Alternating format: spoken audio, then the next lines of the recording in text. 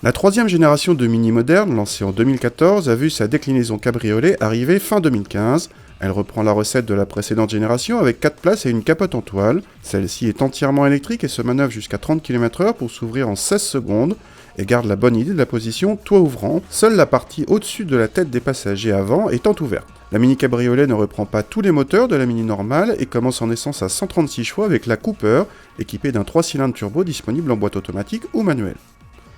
A l'intérieur, on retrouve bien sûr la planche de bord de la Mini normale avec le grand compteur rond central qui recèle ici le GPS en option.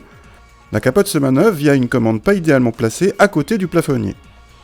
La qualité de présentation est depuis cette troisième génération de Mini à la hauteur du positionnement premium de la voiture. Les places arrière peu spacieuses ont un dossier trop vertical qui condamne quasiment ses places au dépannage.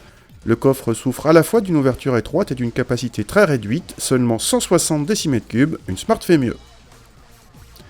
Contact et le 3 cylindres est heureusement discret, il se distingue par un couple disponible très tôt qui rend la conduite en souplesse facile. Il peut aussi monter sans s'essouffler jusqu'à 6000 tours et donner des performances tout à fait correctes mais sans prétention sportive. Les rapports de boîte sont très longs mais on apprécie toujours le petit coup de gaz automatique au rétrogradage, façon talon-pointe. Notre modèle d'essai chaussé de roue de 17 pouces s'est montré agréable, donnant une sensation de dynamisme grâce à la direction très directe tout en restant relativement confortable.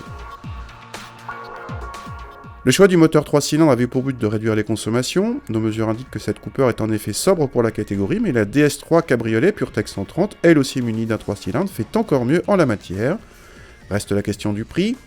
Mini vend son cabriolet quasiment 4000 € de plus que la Mini normale, à moteur et équipement équivalent, ce qui place notre Cooper à 24 000 € en entrée de gamme et plus de 27 000 € dès qu'on veut un minimum d'équipement. Sans surprise, c'est donc cher, mais il faut bien lui reconnaître une belle capacité de séduction.